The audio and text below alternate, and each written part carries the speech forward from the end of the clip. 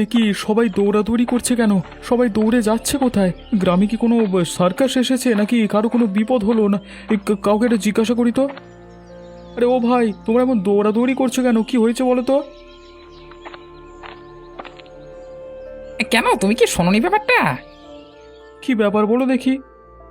আমি শুনলাম গোপাল আজকে সকালে কিছু একটা দামি জিনিস পেয়েছে গঙ্গার পাড়ে, সেটাই দেখতে যাচ্ছি।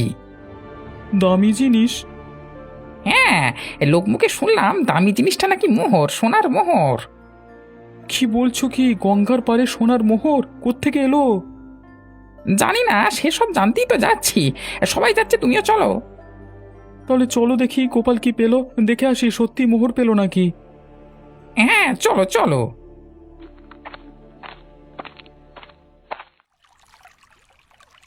গোপাল, এটা তুমি কি পেয়েছো? এ তো সোনার মোহরের পাত্র, কোত্থেকে পেলে এটা? হ্যাঁ, এটা আমি পেয়েছি এই কচু শাকগুলোর নিচে। আমি কচু শাক তুলতে গেছিলাম আর তখনই এই পাত্রটা পেয়ে যাই।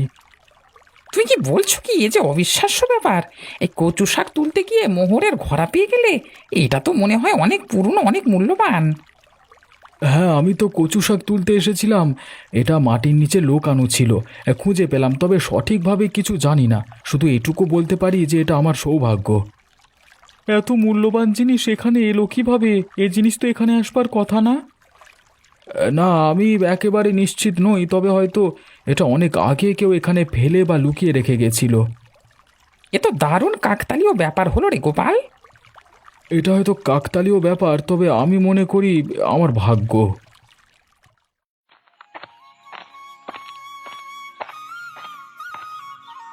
পূজা, কোত্থেকে ভিজছ? ওই গঙ্গা পাড়ে গিয়েছিলাম। গঙ্গা পাড়ে কিছু একটা হয়েছে শুনলাম, কি ব্যাপার, কিছু ঘটেছে নি? হ্যাঁ খগেন কাকা, গোপাল কাকা আজ সকালে গঙ্গার পাড়ে কচু শাক তুলতে গিয়ে সোনার মোহরের ঘড়া পেয়েছে। গোপাল কি পেয়েছি? সোনার মোহরের ঘোড়া? সত্যি, সবাই তো অবাক হয়ে গেছে। মোহরের পাত্র? কি রে, সত্যি? সে কিভাবে হয় গো? হ্যাঁ, গোপাল কাকা তো কচু শাক তুলতে গিয়েছিল, কিন্তু মাটির নিচে ওই পাত্রটা পেয়ে গেল। সবাই তো বলছে ওটা অনেক পুরাতন আর খুব মূল্যবান। গোপাল তো খুব ভালো দেখছি, তবে এটা খুব অদ্ভুত কেস। এমনটা কিভাবে সম্ভব? গ্রামের সবাই বলছে এটা সত্যিই ভাগ্যের ব্যাপার।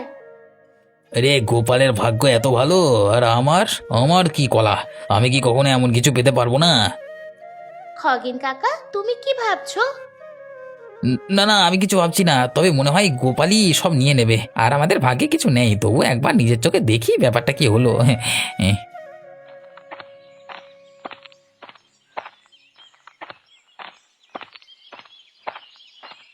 নীলিমা, নীলিমা, শুনেছো আজকে গ্রামে কি হয়েছে? আবার কি হয়েছে? এত খুশি কেন তুমি? আজকে একটা অবাক ঘটনা ঘটে গেছে, তুমি জানো? গোপাল সোনার মোহরের ঘোড়া পেয়েছে গঙ্গার পাড়ে। ও মা, দেখেছো গোপালদার ভাগ্য কত ভালো, কত দামি মোহর গোপালদা পেয়ে গেল, আর তুমি হাসছো? না না, খুশি হওয়ারই তো ব্যাপার। আমাদের গোপালদা অতগুলো মোহর পেল। ওহ রতন, তুমি কেন খুশি হচ্ছ? মোহরগুলো কি তুমি পেয়েছো নাকি? নিজের ভাগ্যকে খোঁজো না, অন্যকে নিয়ে মেতে থাকো। আমারও ভাগ্য পরিবর্তন হতে পারে নীলিমা। তুমি ভাগ্য নিয়ে চিন্তা করছো এখন? তুমি তো কখনো আমাদের কথা চিন্তা করতেই পারো না। উফ, কেন যে নীলিমাকে এসব বলতে গেলাম, না বললেই ভালো হতো। কখনো অন্যের খুশিতে খুশি হতে পারে না ধুর। তুমি যদি ভাগ্য খুঁজে পাও তবে ভালো, কিন্তু তোমার দায়িত্ব বুঝতে হবে। ঘরকে এবার গুরুত্ব দাও। আরে গোপাল, তুমি কি অবাক করা কিছু পেয়েছো শুনলাম? হ্যাঁ, এই সোনার মোহরের পাত্র, তা কই দেখি। বাহ, এ তো খাঁটি সোনার মোহর।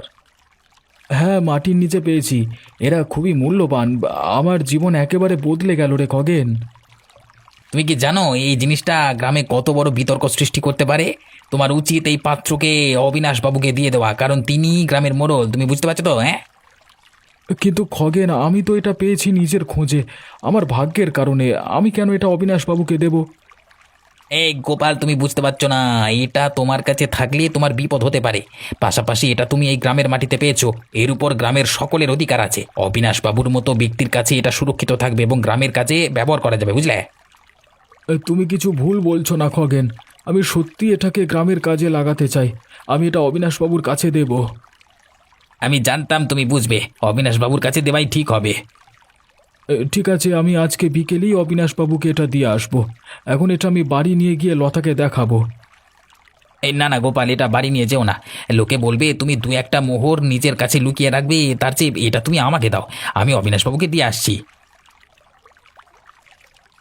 তুমি এটা সাবধানে নিয়ে যেও। হ্যাঁ, অবিনাশবাবুকে বলো যে এটা আমি পেয়েছি। হ্যাঁ অবশ্যই, আমি তাহলে আসি। হ্যাঁ, তুমি খুব ভালো করে কাজ করো গোপাল, ঠিক আছে? এইটা পুরস্কার তুমি নিশ্চিত পাবে, নিশ্চিত।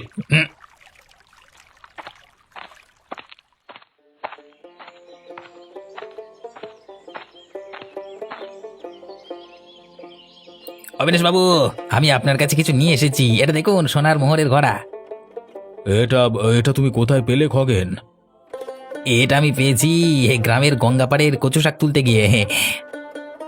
বাহ, তুমি তো বেশ ভাগ্যবান খগেন। তুমি তো আজ থেকে ধনী হয়ে গেলে। ধনী হব আজকে রাত থেকে, এখন হয়নি। কি হলো, কি ভাবছো? না মানে মানে হ্যাঁ আমি পেয়েছি, তবে ব্যাপারটা হলো গিয়ে এটা তো গ্রামের সম্পদ, তাই আমার মনে হয় না এটা আমার কাছে রাখা উচিত। তোমার কাছে রাখবো না তো কোথায় রাখবে? এটা তো গ্রামের সম্পদ, এই গ্রামের মাটিতে পেয়েছি, তাই আমার মনে হয় আপনি এর যোগ্য ব্যক্তি, তাই আমি আপনার কাছে নিয়ে এলাম। মানে এগুলো তুমি আমাকে দেবে?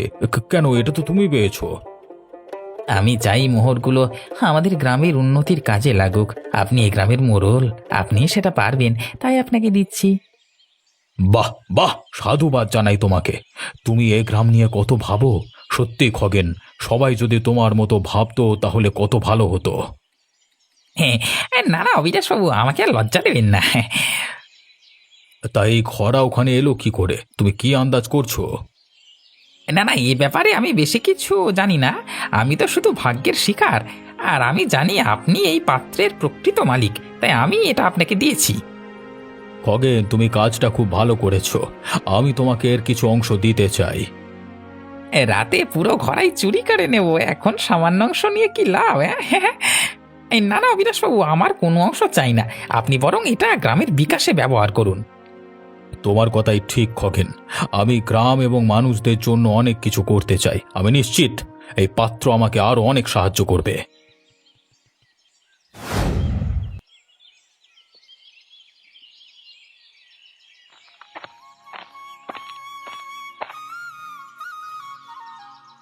কি হয়েছে গোপাল, তোমাকে এমন দেখাচ্ছে? কোথায় ছিলে এতক্ষণ? সব ঠিক তো? কিছু ঠিক নেই লতা, আমি যা আশা করেছিলাম তা কিছুই হলো না।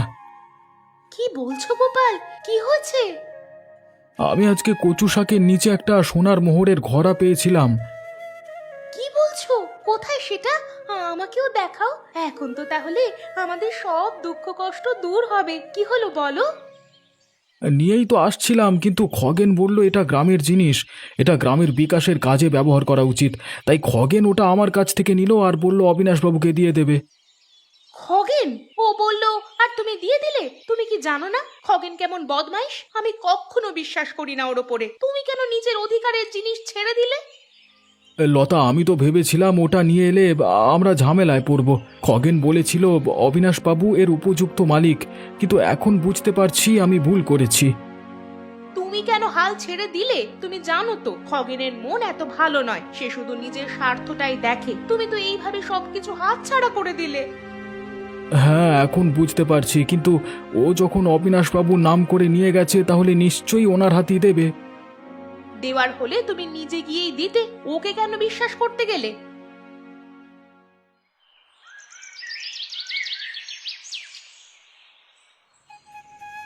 মা, জানো তো গোপাল কাকা আজ সোনার মোহর পেয়েছে। বাহ, গোপালের কপাল তো তাহলে একেবারে খুলে গেল। কাল একবার গিয়ে দেখা করে আসবো তাহলে। কিন্তু খগেন কাকা কি অদ্ভুত জানো, আমি যখন এসব বললাম তখন এসব শুনে খগেন কাকা গোপাল কাকাকে হিংসে করছিল।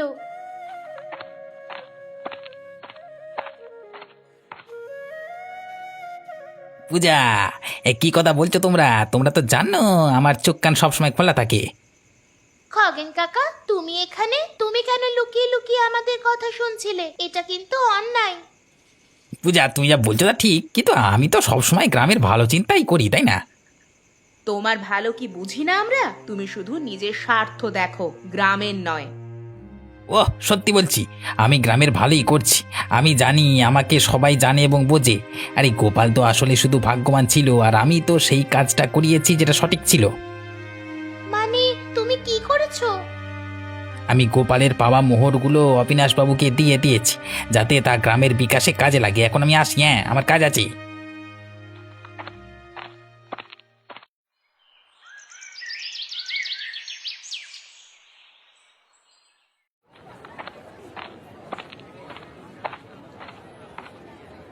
গোপাল, গোপাল কেমন আছো?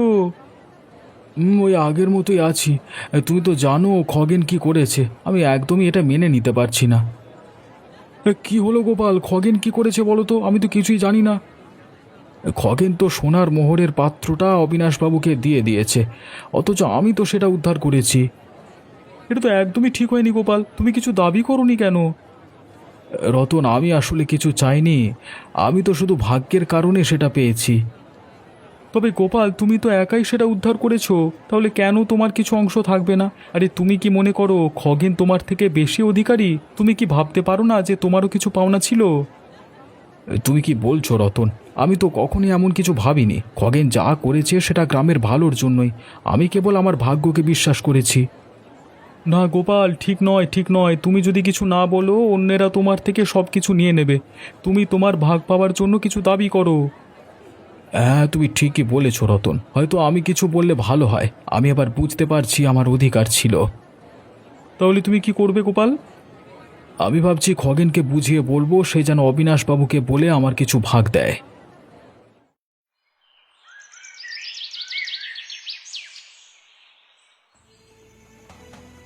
এখন সব মোহর আমার হবে, এমন পরিকল্পনা করেছি কেউ ধরতেই পারবে না কোত্থেকে কি হলো।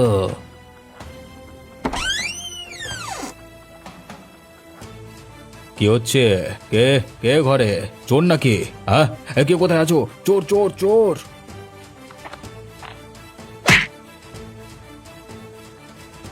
তোমার ভাগ্য এখন একবারে শেষ অবিনাশ। তোমার সোনার মোহরের পাত্র আমি নিয়ে যাচ্ছি, তুমি কিচ্ছু করতে পারবে না।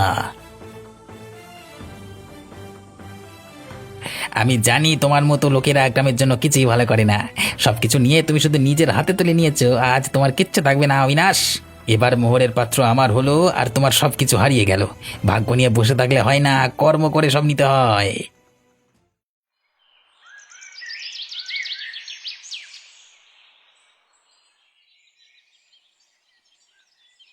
অবিনাশবাবু, আপনি ঠিক আছেন তো? লোকজন বলছে যে চুরি হয়েছে, আমাদেরও চিন্তা হচ্ছে। আপনি সবকিছু খুলে বলুন। হ্যাঁ গোপাল, তোমরা যা বলছো তা ঠিক। আমার ঘরে চুরি হয়েছে। গত রাতে আমি ঘুমাচ্ছিলাম, তখন এক চোর আমার ঘরে ঢুকে পড়ে। সে আমাকে মারধর করে আর সোনার মোহরের পাত্রটা নিয়ে চলে যায়। আমি কিছু করতে পারলাম না। সে কি? এমনটা কি করে হলো?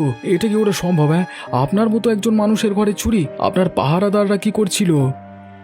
আমি জানি না রতন, সে আমাকে ঘুমন্ত অবস্থায় ঘুষি মেরে অজ্ঞান করে দিয়েছিল। আমি কিছুই করতে পারিনি। সে আমাকে দুর্বল করে, আর সেই সুযোগ নিয়ে পাত্রটা পালিয়ে গেল। আমাকে খুবই দুঃখজনক ব্যাপার। আমার মনে হয় আমরা সবাই মিলে তাকে ধরতে পারি, কিন্তু এখন কি করা যায়? আমি জানি গোপাল, কিন্তু তখন কিছুই বুঝতে পারিনি। সে এমন দ্রুত চলে গেছিল যে কিছুই করতে পারিনি। আমি শুধু এখন শোকের মধ্যে আছি। কিন্তু আমরা তাকে ধরে আনবো, এই কাজের বিচার হওয়া উচিত। আপনি চিন্তা করবেন না অবিনাশবাবু, আমরা সবাই একসাথে মিলে তার বিরুদ্ধে ব্যবস্থা নেব। অবশ্যই আমরা এই ব্যাপারে একসাথে কাজ করব। চোরকে ধরবই, আর শাস্তি দিতেই হবে ওকে। ধন্যবাদ তোমাদের সবাইকে। আমি জানি তোমরা সবাই আমার পাশে আছো। এখন শুধু এই পাত্রটা ফেরত পাওয়ার আশায় আছি।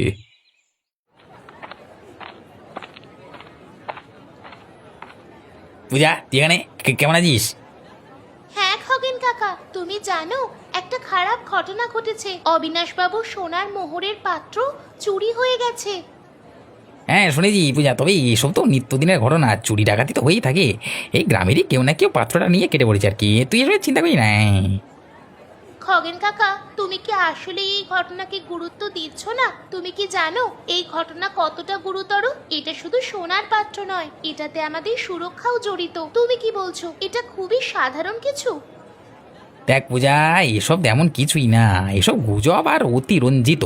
আরে অবিনাশবাবু নিজে কাউকে দিয়ে এসব উল্টোপাল্টা কথা রটাচ্ছে আর কি, ঝেপে নিয়েছে। হ্যাঁ, খগেন কাকা, তুমি যদি এমনটা বলো তবে কি সত্যি কিছু করার দরকার নেই? ওয়ে তুই ছেলে মানুষ, কিচ্ছু জানিস নি। আরে এত ভাবিস না। আরে নিজের কাজ কর, যা। বড়দের ব্যাপার বড়দের ব্যাপারই থাকতে দে, মাথা গলাস নি, যা যা, যা না। আমার খগেন কাকার ওপর কেমন জানি সন্দেহ হচ্ছে। কাল নিজেই গ্রামের বিকাশ উন্নতি নিয়ে কথা বলে গোপাল কাকার পাওয়া জিনিস অবিনাশবাবুকে দিল, আর আজ সেই মোহরের চুরির কথা শুনে অবাক অব্দি হলো না? খুবই সন্দেহের ব্যাপার তো। আমার এই কথাটা সবাইকে, বিশেষ করে গোপাল কাকাকে জানানো উচিত। গোপাল কাকা যদি কিছু করতে পারে তাহলে হয়তো আমরা পাত্রটা ফেরত পেতে পারি। আমরা শুধু বসে থাকলে কোনো লাভ হবে না।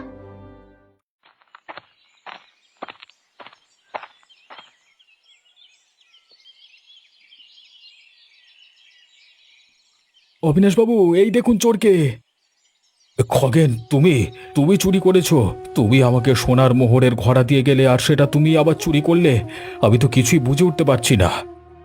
অবিনাশবাবু, এ ঘোড়া আসলে গোপাল পেয়েছিল। খগেন আপনাকে দেওয়ার নাম করে গোপালের থেকে ছিনিয়ে নেয়, তারপর রাতে আপনার ঘর থেকে চুরি করে নেয়। হ্যাঁ, আর ও ভেবেছিল কেউ ওকে সন্দেহ করতে পারবে না। খগেন এই মোহরের জন্য এত কিছু করলো, আমার তো বিশ্বাস হচ্ছে না। তা তোমাদের ওর উপর সন্দেহ হলো কিভাবে? আজকে সকালে বাজারে ওর সাথে পূজার দেখা হয়, তখন পূজা ওকে চুরির ব্যাপারে বলে, কিন্তু খগেন ব্যাপারটাকে তেমন পাত্তাই দেয় না। যে মোহরগুলো নিয়ে এত মাথা ঘামালো, সে মোহরগুলো চুরিতে কোনো উত্তেজনা দেখালো না। এতেই পূজার সন্দেহ হয় এবং পূজা গোপালকে জানায়। তারপর আমরা খগেনের বাড়িতে গিয়ে খগেনকে মোহর সহ হাতে নাতে ধরি। খগেন, তোমার এত লোভ, গোপালের প্রাপ্য জিনিস ওর থেকে ছিনিয়ে নাও। তুমি আমাকে ঘুষি মেরে আমার ঘর থেকে জিনিসপত্র চুরি করো, এত সাহস! তোমাকে আমি এর উপযুক্ত শাস্তি দেব। হ্যাঁ, আপনাকে কড়া শাস্তি দিতেই হবে, যাতে কখনো আর এমন কাজ না করে। খুব ভুল হয়ে গেছে অবিনাশ বাবু। গোপাল, আমি ওই মোহরগুলো লোভে পড়ে নিয়ে গেছিলাম, আমাকে শেষবারের মতো ক্ষমা করে দিতে বল না রে। না নগেন, তুমি যা করেছো তার কোনো ক্ষমা হয় না। গোপাল, রতন, তোমরা চিন্তা করো না, আমি ওকে এর শাস্তি দেবই, সাথে আমি গোপালকে গোপালের পাওয়া মোহরও ফিরিয়ে দেব। না না অবিনাশবাবু, আমার এ মোহর চাই না। আপনি বরং এগুলো গ্রামের উন্নতির জন্য ব্যবহার করুন, তাতে আমি খুশি। আচ্ছা বেশ, আমি তাই না হয় করব, আর সেটা করা এখন থেকেই শুরু করলাম। আমি তোমাকে এবং রতনকে চোর ধরে দেওয়ার জন্য কিছু মোহর উপহার হিসেবে দিলাম। আপনাকে অসংখ্য ধন্যবাদ।